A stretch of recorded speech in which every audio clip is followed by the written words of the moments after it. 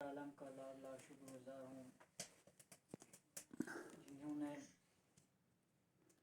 جس رب کائنات نے ہمیں ہدایت کے لیے توفیق عطا فرمائی، اس کے بعد محمد و آل محمد پر درود و سلام بھیجنے کے بعد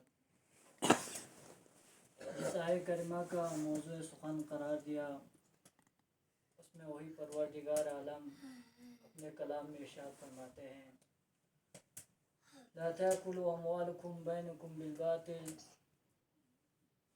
اس آئے کریمہ میں پروردگار عالم اپنے بندوں سے فرما رہا ہے آپس میں ایک دوسرے کے مال کو غلط اور باطل طریقے سے مت کھاؤ۔ عزیزان گرامی، قرآن میں کئی جگہ پر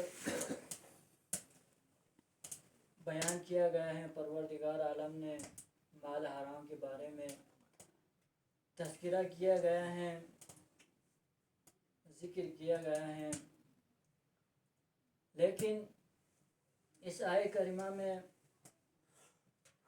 جو ایک چیز ہے باطل طریقہ، اب ہمیں یہ دیکھنا ہے باطل طریقہ کیا ہے۔ قرآن مجید کی آیتیں اور معصومین کی روایتوں کو اس سلسلے میں ہم ذرا غور سے پڑھا جائے تو چند چیزیں مال حرام میں شمار کیا گیا ہے، جیسے کہ خداوند عالم نے خود سورہ بقرہ میں بیان فرمایا ہے کہ تم لوگ مال حرام کو حاکموں کے ذریعے دلالی دے کر دوسروں کے مال کو جان بوجھ کر کھانا بھی ایک مال حرام میں شمار کیا گیا ہے۔ تو عزیزان گرامی، جب تک اس مال پر اپنا حق ہے، حقدار ہے، تو وہ مال ہمارا ہے۔ اگر وہی مال اگر ہم نے بغیر اجازت یا بغیر پوچھ تاچھ کے کسی دوسرے سے لیا ہو یا کسی سے چھینا ہو تو مال حرام میں شمار کیا جاتا ہے۔ اسی کے ذریعے رسول اللہ صلی اللہ علیہ وسلم نے بھی ارشاد فرمایا: لعن الراشی والمرتشی وسائر بینہما۔ خداوند عالم کا لعنت ہو رشوت لینے والا اور دینے والے پر اور اسی کے درمیان وسیلہ بننے والے پر۔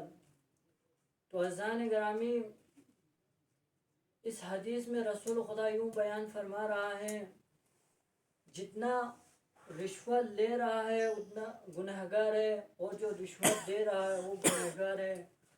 اسی کے درمیان جو وسیلہ بن رہا ہے، جو گواہ دینے کو تیار ہے، وہ بھی اس گناہ میں مبتلا ہو جاتے ہیں۔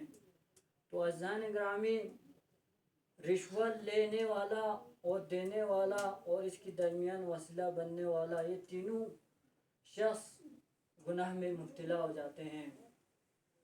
پھر اسی کے ساتھ ساتھ امام جعفر صادق علیہ السلام نے بھی ارشاد فرماتے ہیں: اگر مال حرام کھا کر ہمارے جسم کے اندر گوشت یا خون پیدا ہو جائے، ظاہر سی بات ہے انسان جب کھاتے ہیں پیتے ہیں تو ظاہر سی بات ہے کچھ غذا ہمارا خون بن جاتے ہیں اور کچھ غذا ہمارے گوشت میں تبدیل ہو جاتے ہیں۔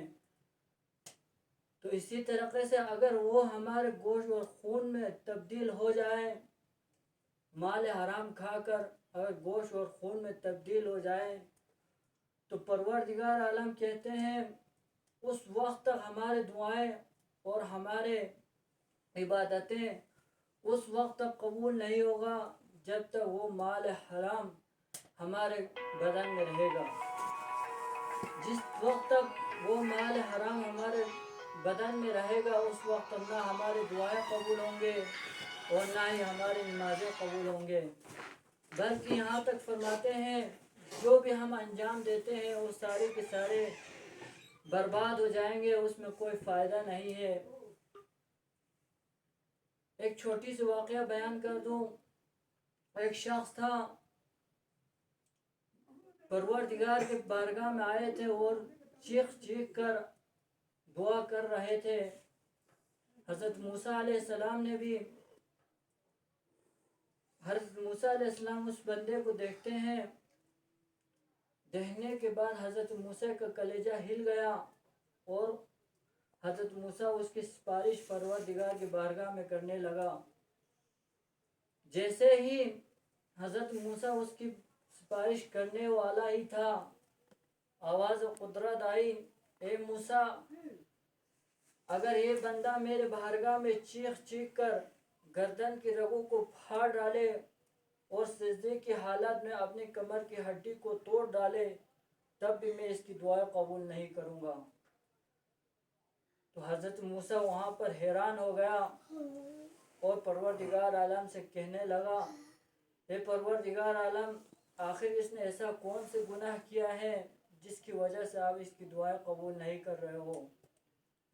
تو پھر آواز قدرت آتے ہیں اور کہتے ہیں، اے موسیٰ، اس کے گھر میں بھی حرام مال ہے اور اس کے پشت میں بھی حرام مال ہے، اس کی وجہ سے میں اس کی دعائیں قبول نہیں کرتا ہوں. تو عزیزان گرامی، چھوٹی سے چھوٹی چیز مال حرام میں شمار کیا جاتا ہے، چاہے ہم اس میں بغیر اجازت کی جو بھی چیز ہم لیتے ہیں وہ ساری چیز مال حرام ہے، یا ہم لوگ کسی دوسرے کو رشوت دے کر اس سے رشوت دے دے تو وہ بھی گنہگار ہے. اسی طریقے سے ایک مومن عورت علامہ مجلسی اپنے بچے کو مسجد میں لے کے آتے ہیں اور بچہ کبھی کھیلتے ہیں اور کبھی سجدہ کرتے ہیں. تو ایک مومن شخص آتے ہیں، مشکیزہ لے کر آتے ہیں پانی کا، اور اسے مسجد کے کونے میں رکھتے ہیں. رکھنے کے بعد جماعت میں مشغول ہو جاتے ہیں، شریک ہو جاتے ہیں. شریک ہونے کے بعد وہی بچہ کبھی سجدہ کر رہے تھے اور کبھی کھیلتے تھے. اس کے بعد اس بچے کے ذہن میں شرارت سوجی اور انہوں نے وہاں سے ایک لکڑی لیا اور مشکیزے پر مارا اور مشکیزہ پھٹ گیا اور سارے پانی بہہ گیا.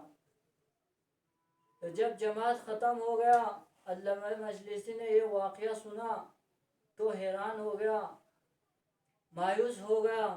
آخر کار آج تک میں نے مال حرام کو انجام نہیں دیا، آخر کار اس بچے نے اتنی شرارت کہاں سے سوچی. تو علامہ مجلسی وہاں سے اٹھتے ہیں اور اپنے بیوی کے پاس آتے ہیں اور اپنے بیوی سے پوچھتے ہیں، کیا زندگی میں تم نے مال حرام کو انجام دیا ہے؟ تو ان کا بیوی کہتے ہیں، نہیں، ہم نے حرام مال آج تک کبھی انجام نہیں دیا، لیکن جب یہ بچہ میرے پیٹ میں تھا اس وقت میں قریبی رشتہ دار کے یہاں گئے تھے. جب وہاں سے آ رہے تھے تب راستے میں ایک پھلدار درخت تھا، اس پر انار لگے ہوئے تھے، لیکن انار مانگنے میں شرم آئی، اسی لیے میں نے اس انار پر ایک سوئی چبایا اور اس سوئی پر جو رس آیا اس کو میرے زبان نے چکھا ہے. تو علامہ مجلسی کہتے ہیں، ظاہر سی بات ہے اسی سوئی پہ آنے والے مال حرام کی وجہ سے آج اس بچے نے ایک مومن پر ظلم کیا.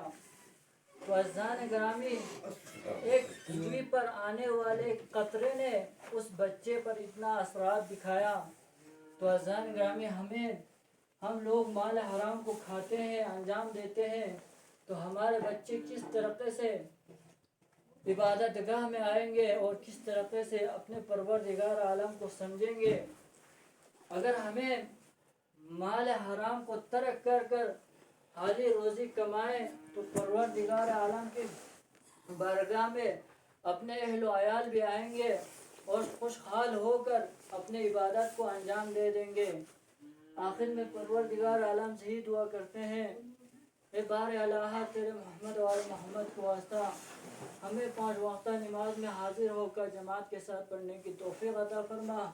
اے پالنے والا رب تیرے رحمت و آل رحمت کا واسطہ جو بھی مقروض ہے انہیں غائب خزانے سے قرض عطا فرما۔ اے پالنے والا رب تیرے رحمت اور رحمت کا واسطہ جہاں کہیں بھی مومن مومنات جو بھی پریشانی ان پریشانیوں کو دور فرما۔ اے پالنے والا رب تیرے رحمت کا واسطہ ہمارے گناہ کبیرہ اور گناہ صغیرہ کو معاف فرما۔ اے پالنے والا رب تیرے رحمت کا واسطہ جہاں کہیں بھی مریض ہے انہیں بیمار عابد کے صدقہ میں شفا کامل عطا فرما۔ اے پالنے والا رب تیرے رحمت کا واسطہ ہمارا آخری امام کے ظہور میں تاجیل عطا فرما اور ہمیں ان کی آواز میں شمار فرما۔ ربنا تقبل